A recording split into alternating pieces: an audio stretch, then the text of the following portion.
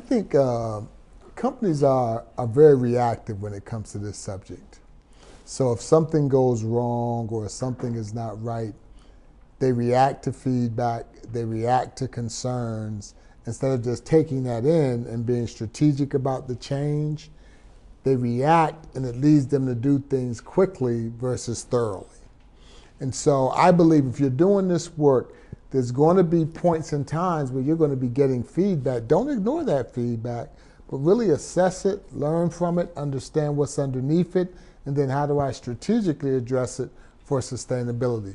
I've had people call me and stop training and stop things that are going on that's going to help drive the change because a few people didn't like it or someone had a bad experience.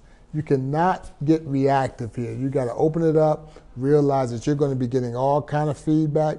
Use that feedback to help drive a successful change process versus stopping it. And until it gets its wheels going, early on in the game, I've seen it stop the process versus enhance the process. And that's the way you want to look at it. And I've seen this happen too many times over the years I've been in the work.